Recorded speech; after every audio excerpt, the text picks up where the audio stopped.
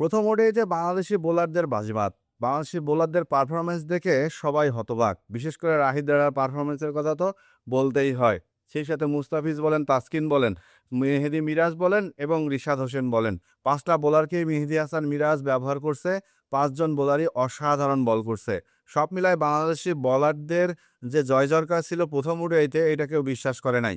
পাকিস্তান হারাতে পাকিস্তানি লিজেন্ডারি ক্রিকেটাররা যে কপালে যেন চোখ উঠে গেছে। কারণ তারা বলছে যে ২০১৮ সালের পর প্রথম বাংলাদেশের কাছে আমরা ওয়ানডে হেরে গেলাম এবং সেই সাথে ২০১৫ বিশ্বকাপের পর যখন আমরা বাংলাদেশ সফর করছিলাম, সেখানে কিন্তু আমরা ওডিআইতে হোয়াইট ওয়াশ হয়ে গেছিলাম।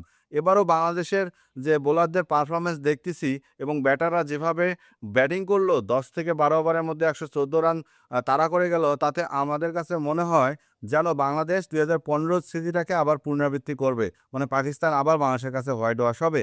সেক্ষেত্রে পাকিস্তানের পেসার মোহাম্মদ আমির তিনি তো বলেই বসলো যে বাংলাদেশের ২০২৬ সালের টি-২০ বিশ্বকাপ না খেলার পর তারা যখন আন্তর্জাতিক ক্রিকেটে ফিরছে, তখন তারা ক্ষুধার্ত বাঘের মতোই ফিরছে।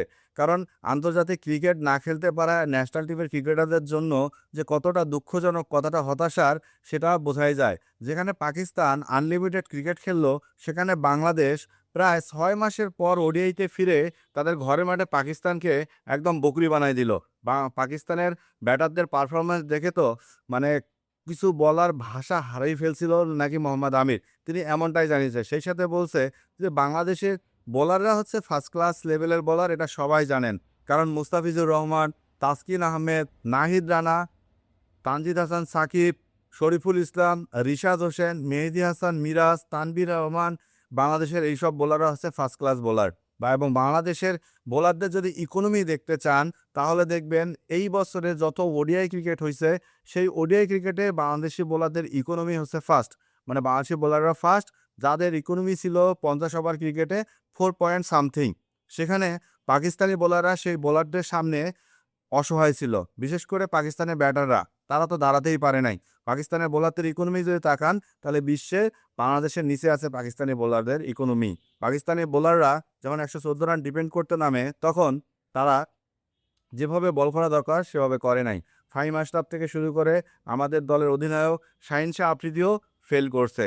সেখানে পাকিস্তানি বোলারদেরকে নিয়ে বলার আর কোনো ভাষা নাই। শুধু এটুকুই বলবো, বাংলাদেশি ব্যাটাররা ক্ষুধার্ত বাঘের মতো নামে পাকিস্তানি বোলারদেরকে দুম্বার মতো করে পিটাইছে। এমনটাই মনে করে মোহাম্মদ আমির। সেই সাথে দ্বিতীয় ওডিআইতেও তিনি দেখছে বাংলাদেশি ফেভারেট। কারণ মিরপুরে আমরা টার্নিং উইকেট আশা করছিলাম, কিন্তু মিরপুর যে এমন পেসের বা পেস বান্ধব উইকেট হবে এটা আমরা ভাবি নাই। যেখানে নাহিদ রানার মতো স্পিড স্টার, মুস্তাফিজের মতো কাটার, তাসকিনের মতো পেসাররা সফলতা পাইছে, সেখানে আমাদের বোলাররা হাহাকার ছিল এবং আমাদের ব্যাটাররা ছিল অন্ধ হাফেজের মতো। তারা গেছে, নিজেদের উইকেট বিলাই দিয়ে চলে আসছে। বা ব্যাটারদের ব্যাটিং দেখে আমি হতাশ। তাই দ্বিতীয় ওডিআইতেও বাংলাদেশকেই ফেভারিট মানলো। বাংলাদেশ হয়তো তাদের টিম কম্বিনেশন ভাঙবে না, কারণ তাদের বোলাররা যেভাবে ফর্মে আছে, ব্যাটাররা যেভাবে ১১৪ রান ১০ থেকে ১২ ওভারে তাড়া করে গেছে, সেটা ছিল অবিশ্বাস্যকর। তাই বাংলাদেশ দ্বিতীয় ওডিআইটা জিতে হয়তো সিরিজ জয় নিশ্চিত করবে।